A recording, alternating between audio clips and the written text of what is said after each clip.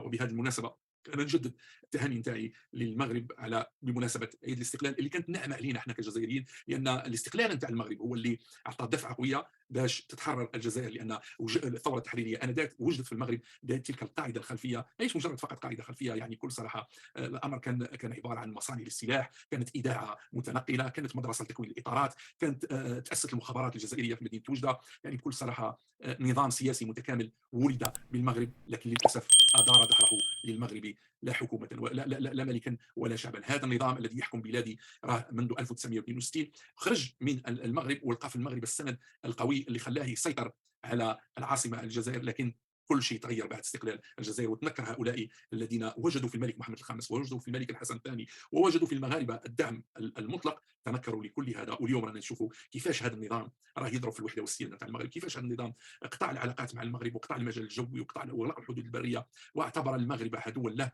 وهذا المغرب الذي قدم المال والنفس والنفيس وحل البيوت نتاع المغاربه باستقبال اللاجئين الجزائريين، يعني بكل صراحه هؤلاء نكارين الخير، هذا النظام نكار الخير والرموز نتاعه للاسف تنكروا لكل ما قدمه المغرب، بل وصل الامر باحدهم ان طالب تغيير اسم احد اكبر شوارع العاصمه الجزائر اللي تسمى شارع محمد الخامس في تنكر لهذا الرجل الذي بكل صراحه مش بعيد مع الثوره التحريريه بل وغامر. يعني انذاك كانت فرنسا رغم انها تم الغاء معاهده الحمايه، لكن الشيء اللي قدمه الملك محمد الخامس كان يعني بكل صراحه كان عمل بطولي كبير، هذا الى جانب العمل البطولي تاع الشعب المغربي اللي وقف بجانب الشعب الجزائري. القى الملك محمد الخامس خطابا اعلن فيه انهاء نظام الحمايه واستقلال المغرب، وتم تشكيل حكومه مبارك البكايلبي، وهو من منطقه البركان، هو اللي كان اول رئيس حكومه اللي بدات المفاوضات مع فرنسا باش تلغي الحمايه. وفي 2 مارس 1956 تم الاعلان عن الغاء يعني الحمايه الفرنسيه على المغرب. هذه باش نوضحوا الامور للكثير اللي يظنوا ان الاستقلال هو في لو 18 نوفمبر في مارس 56.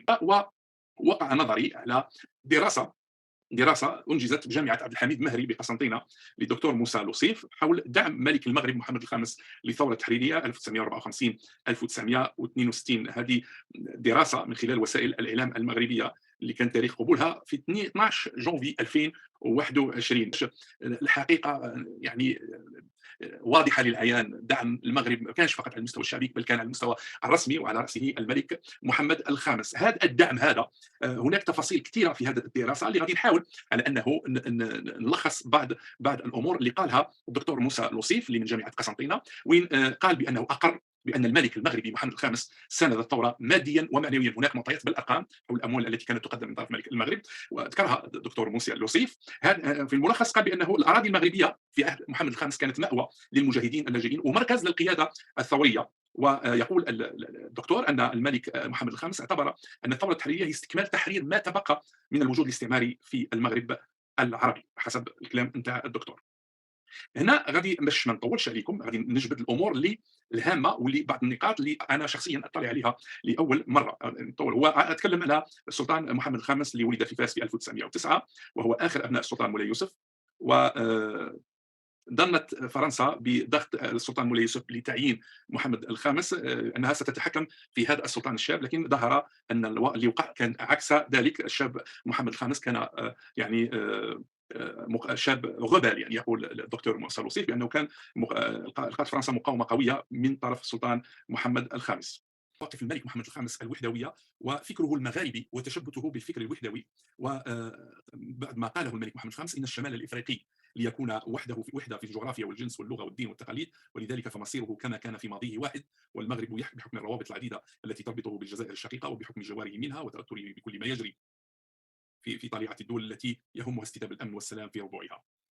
الا انها اختنا وجارتنا، ويتكلم عن الجزائر، ومصيرها متعلق بمصيرها، مصيرنا متعلق بمصيرها، وكل ما يقع فيها يترك صدى عميقا في المملكه المغربيه. ويقول هنا الدكتور ان دعم محمد الخامس للجزائر ما كانش مجرد خطاب وشعارات وللتباهي او للضغط على فرنسا، انما كانت الميدان كان كفيلا للاجابه على ذلك من خلال استقباله لقاده الثوره التحريريه احمد بن بله. وهنا استشهد بما قاله الدكتور حافظ ابراهيم التونسي الذي كانت تربطه علاقه بالسيد احمد بن بله، الذي قال له: لقد التقينا الملك محمد الخامس ونحن وهذه قالها في شهادته في قناة الجزيرة الراحل أحمد بن بلة، قال: ونحن نحمل معنا 24 مطلبا، وقبل تقديم هذه المطالب بدأ جلالته يقدم لنا أكثر مما كنا سنطلبه، الأمر الذي دفعنا إلى إخفاء مطالبنا. ويضيف قائلا: لقد كان المغرب بالنسبة لنا حصنا منيعا وآمنا ومصدرا هاما لتسليحنا وتدريب أبنائنا وتكوينهم، وبخاصة شماله وشرقه، أما وسطه فكان لنا فيه ما نريد دون قيود. هذا كلام الرئيس الراحل أحمد بن بلة رحمه الله.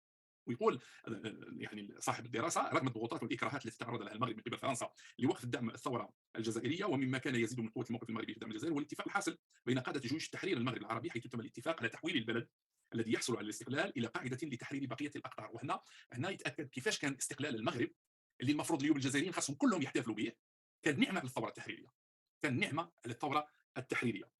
قال انه محمد الخامس التقى مع احمد بن بله في 10 ابريل 1956 في اشبيليه باسبانيا، وخلالها صرح احمد بن بله بانه تلقى وعدا، يعني بعد نيل المغرب الاستقلال باشهر تلقى وعد بالدعم من قبل الملك. وعبر احمد بن بله قائلا: لقد اعطانا فيما اعطانا تاكيدا بان تكون الحدود المغربيه في كل لحظه بالنسبه لنا حدودا صديقه وممكنه العبور دخولا وخروجا للاسلحه والرجال. وزاد دعم الملك، يقول الباحث الدكتور موسى الوصيف: زاد دعم الملك من خلال تزويد بن بله بجواز سفر مغربي تحت اسم مصطفى مالك. هذه اول مره نعرف ان اعطي لاحمد بن بله جواز سفر مغربي تحت مسمى مصطفى مالك، وسمح باقامه اول بعثه لجبهه التحرير الوطني في المغرب تحت الاشراف الشيخ محمد خير الدين، وانشئت مكاتب فرعيه لها في كل من تطوان ووجده والناظور. وقد كان على الملك محمد الخامس ان يعالج بكل حنكه وتبصر ودبلوماسيه من الثوره التحريريه الساخن والشائك في نفس الوقت. فمن جهه يقول الباحث عليه ان ياخذ بعين الاعتبار المطالب الفرنسيه لانه في امس الحاجه لبناء الدوله المغربيه الفتيه، ومن ناحيه اخرى عليه ان يساند ويدعم الثوره التحريريه الى جانب ان المكان التي يحتلها وطنيا وقاريا، وبحكم رصيده النضالي الذي رفعه الى رمز من رموز الجهاد التحريري لدى الشعوب المكافحه من اجل حريتها وانعتاقها من قبضه الاستعمار الفرنسي. كان محمد الخامس يقول دائما بان استقلال المغرب، يقول الباحث الجزائري، سيظل ناقصا ومهددا ما دامت الجزائر محتله، قائلا: اذا كانت مدينه وجده المغربيه تستاثر باهتمامنا احدى المدن الرئيسيه المغربيه، فان اهتمامنا بها يعود من جهه اخرى الى كونها صله وصل بين القطرين الشقيقين المغرب والجزائر. وما اشد الالم الذي يامر الانسانيه اليوم مما يجري في الجزائر الشقيقه، ان العقلاء الفرنسيين والعقلاء في كل مكان والضمير العالمي يستصرخون الذين بيدهم حل المشكل الجزائري ليعجلوا بايقاف اراقه الدماء والشروع في ايجاد حل لذلك المشكل يمكن من بناء علاقات قويه بين الطرفين قوامها تلبيه مطامح الشعب الجزائري بالحريه واحترام المصالح العليا لفرنسا. موقف المغرب باريس والمطالبه بارجاع القاده الجزائريين دون قيد او شرط لانهم ضيوف الملك، وعيب وعار ان يهانوا ويعتقلوا على ارض المغرب او في ضيافه الملك، او رفع القضيه الى محكمه الهاي الدوليه للفصل فيها، الى ان الطلب المغربي قوبل بالرفض من قبل الحكومه الفرنسيه باعتبار ان هؤلاء الخمسه من الناحيه القانونيه هم مواطنون فرنسيون. وتبعت وسائل الاعلام المغربيه الحدث وكتبت عنه بكثب، لا سيما جريده العلم التي حللت موقف الملك واستهجانه لهذه السلوكات الدنيئه من قبل فرنسا والتي تعبر عن عجز فرنسا وفشلها في القضاء على الثوره. استنكر محمد الخامس رحمه الله عمليه القرصنه التي قام بها الجيش الفرنسي، وعبر من خلال جريده العالم قائلا: ان المي عظيم وحزني عميق، وكنت اختار في الواقع ان اقدم نفسي، هذا كلام السلطان محمد الخامس رحمه الله، لاشاطر اسر ضيوفي، وربما حزني اخف وطأة لو ان والدي اعتقل. ورد الملك على الفعل الشنيع كما قلنا بقطع العلاقات مع تحميل الحكومه الفرنسيه مسؤوليه ما جرى وتحمل عواقب ذلك. ودامت فتره القطيعه، يقول الباحث الجزائري، 9 اشهر خسر خلالها الاقتصاد الفرنسي كثيرا.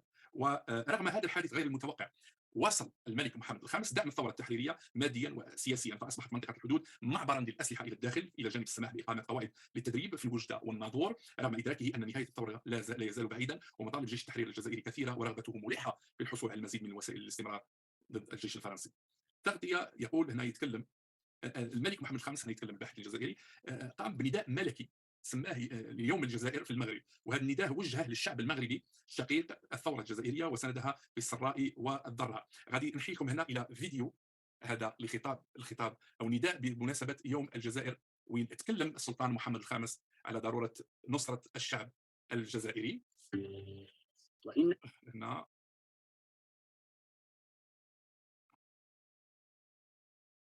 مقدار تعلق، وإننا نطلب في هذه الساعة من شعبنا الملتف حولنا والذي أثبت بتضحياته وكفاحه معنا مقدار تعلقه بالحرية واستبساله في سبيلها أن يشاطرنا الليلة ونهار غد في الإعراب عن تضامنه وتأييده للشعب الجزائري المكافح في سبيل حريته واستقلاله، فيدعو له في أعقاب الصلوات ويبذل ما يطيقه من المساعدة المادية والأدبية لتخفيف آلامه وأوصابه بواسطة مؤسسة التعاون الوطني وفي نظام ذاكرا أن كل ما يعمله في هذا السبيل يساعد على تسهيل حل مشكلة الجزائر ويفتح المجال لتحقيق أهداف المغرب العربي بالحرية والوحدة.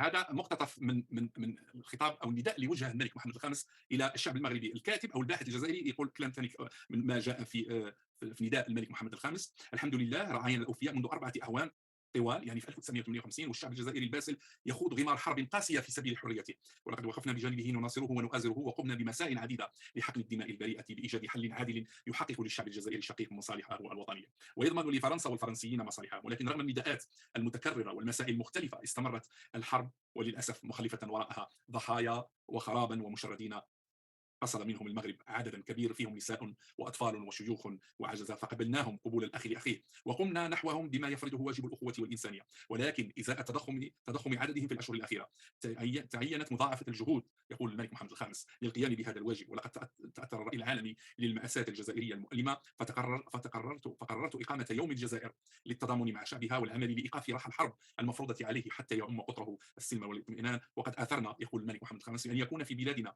يوم 27 رمضان لليلته من بركة التي تجعل فيها الدعاء مستجابا. وإننا نهيب أيها الشعب الوفي أن تظهر مرة أخرى مؤازرتك للشعب الجزائري الذي تربطنا به أواصر الدين واللغة والتاريخ والمصير المشترك، بالدعاء له تلك الليلة المباركة مواساته. وإننا نبتهل إلى الله أن يحقق للشعب الجزائري حريته ويسدل على قطره ستر الأمن والوئام. باش كلمات تبقى في التاريخ تأكد على أن المغرب كان سندا قويا جدا للثورة التحريرية، وأن استقلاله أعطى دفعة قوية للثورة التحريرية ونجح فينا لاستقلال الجزائر.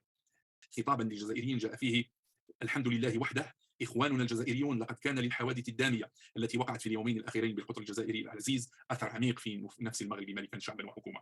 وتلك الحوادث التي ذهب ضحيتها عدد آخر من الأبرياء لا ذنب لهم إلا الإهراب المشروع عن تعلقهم بالحرية ومطالبتهم بالاستقلال. أعتقد هذا أحداث 11 ديسمبر 1960.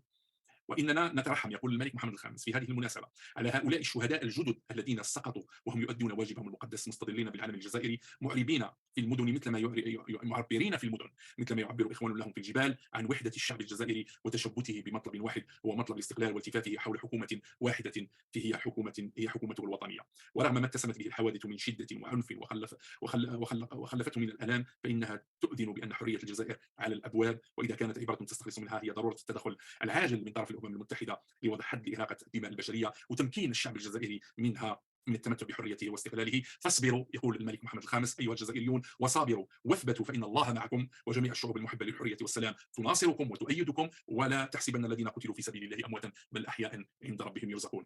هنا غادي نحكي لكم لواحد خطاب تاريخي للملك محمد الخامس في اعتقد سنه 1957 في الامم المتحده، وين اشار الى ضروره ان يتم تقرير مصير الشعب الجزائري. ويؤلمنا ألم شديدة أن تجري في أرض جاراتنا الجزائر الشقيقة معارك يتسع نطاقها يوما بعد يوم، وما أشد رغبتنا في أن تباشر مفاوضات بين جميع يهمهم الأمر لتسوية النزاع القائم، تسوية تتفق وميثاق الأمم المتحدة الذي يعترف للشعوب بحق تقرير مصيرها. وليس من العسير على العزائم الصالحة أن تضافر جهودها مصطنعة في ذلك الحكمة وحسن الإدراك لحل هذا المشكل الأليم ولوضع حد لإراقة الدماء. إن أملنا لوطيد أن تصبح منظمتكم ملتقى لجميع شعوب العالم ومجالا للاتصال بعضها ببعض وموئلا للتشاور والحوار، وإن رجاءنا الأكيد أن يكلف. يقول الباحث الجزائري اللي دار هذا البحث حول دور الملك محمد الخامس في دعم الثوره التحريريه، قال بانه ترأس الملك محمد الخامس المهرجان الكبير الجزائر في فاس بمناسبه الذكرى السابعه لاندلاع الثوره الجزائريه، وكان حضر هذا المهرجان في فاس كل من كريم بالقاسم اللي هو نائب رئيس الحكومه وزير الداخليه في الحكومه المؤقته الجزائريه اللي يحضر الى المغرب خصيصا للمشاركه في المهرجان الرسمي. وقال الكاتب انه يعني بعد ذلك، بعد هذا المهرجان الذكرى السابعه، يعني احتفلت التلفزه المغربيه بوقف القتال بين الجزائر وفرنسا، ورصدت مواقف الملك. هناك الملك توفى لان الملك محمد الخامس توفى في لما اعتقد فبراير 1961. انه في 31 اكتوبر 1960 الملك محمد الخامس وجه خطاب للشعب المغربي يدعوه الى وجوب دعم الثوره التحريريه. كل مره يقدم خطاب باش المغاربه يدعموا الثوره التحريريه، وكان يطالب الشعب الجزائري ضروره مواصله الاستمرار في مسانده الثوره التحريريه وتأييدها.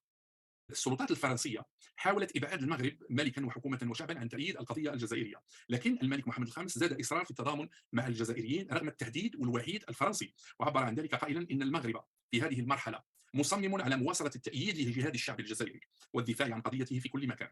لو كلفنا ولو كلفنا، يقول محمد الخامس، ذلك التضحيات تلك التضحيات، لأن قضية الجزائر قضية حياة أو موت بالنسبة للمغرب، إذ هو الضمانة الكبرى لاستقلال المغرب ووحدة المغرب العربي.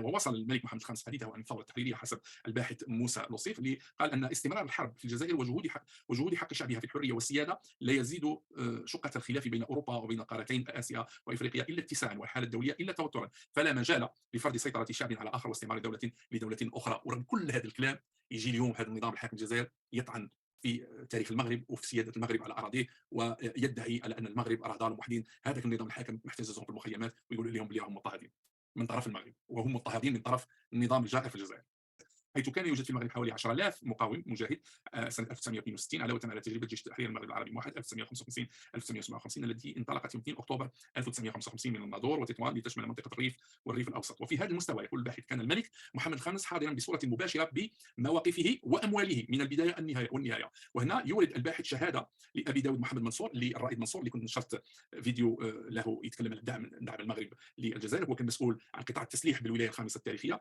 ويقول فيما يخص القصر الملكي: انني اشهد كمسؤول عن التمويل والتسليح بانهم اعطونا كميات كبيره من الاسلحه. انا تسلمت في غابه تقع شمال الرباط تسمى دار السلام 5000 بندقيه. هذا الرائد منصور رحمه الله راه يقول: تسلمت في غابه شمال الرباط تسمى دار السلام 5000 بندقيه منها رشاشات و5 ملايين رصاصه. وقال منصور رئيس منصور ان الملك الحسن الثاني قال له بانه لا يريد لاي رصاصه ان تسقط بالتراب المغربي، واياكم ان يصل الخبر الى الفرنسيين.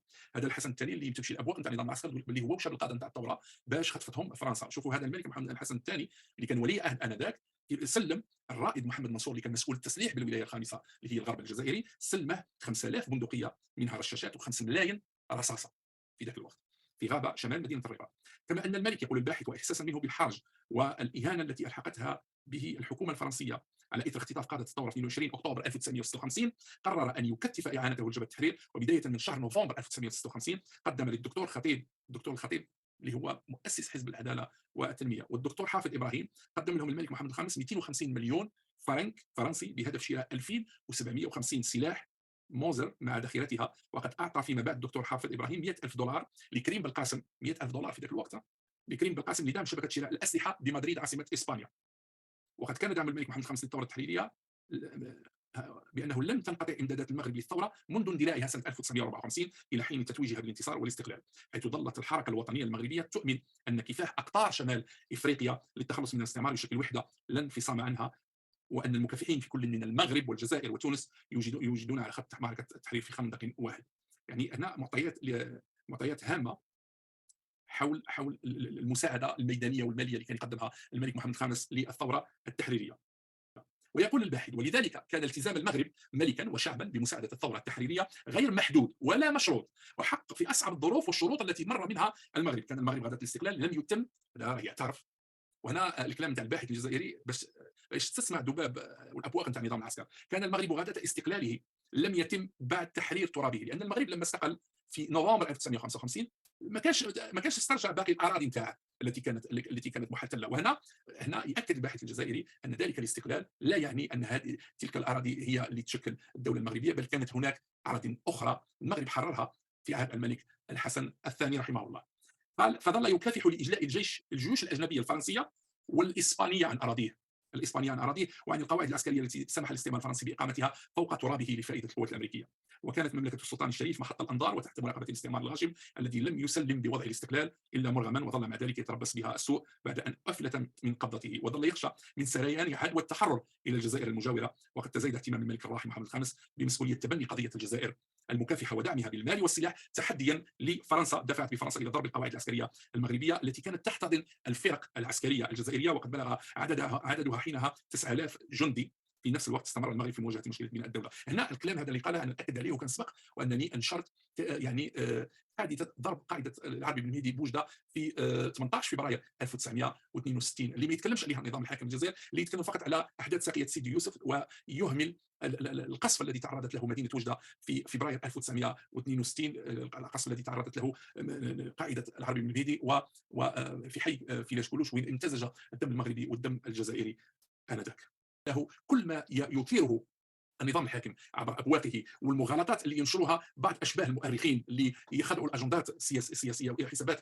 النظام العسكري لا اساس لها من الصحه. هذا شاهد من الجزائر، بحث جامعي ياكد على الدعم القوي للمغرب على المستوى الرسمي للثوره التحريريه، وليس كما قال الرئيس الراحل هواري بومدين تخلوا عنا. هنا راه يقول لك الباحث لم يتخلى عنا المغاربه. وبهذه المناسبه انا نجدد التهاني نتاعي للمغرب على بمناسبه، نتمنى ان شاء الله ان يستدرك هؤلاء او يجي ان شاء الله نظام حكم في الجزائر يرد بالاعتبار الملك محمد الخامس ولا لمساعده المغرب ووقوف المغرب مع الثوره التحريريه، لانه لا يمكن ان نتنكر لما قام به المغرب من عمل ومن تضامن منقطع النظير مع الجزائر. بل اكثر من ذلك، هذا المغرب لفرنسا عقدتها، اقتطعت اراضيه وضمتها للجزائر الفرنسيه. هذا المغرب قدم الكثير للجزائر، وعلينا نحن كجزائريين ان لا ننكر الجميل، لان لا ينكر الجميل الا جاحد، لا ينكر الجميل الا الجاحد. مره اخرى كل عام والمغرب بالف خير. التقي معكم ان شاء الله في بث مباشر اخر. دمتم في رعايه الله وحفظه، والسلام عليكم ورحمه الله تعالى وبركاته.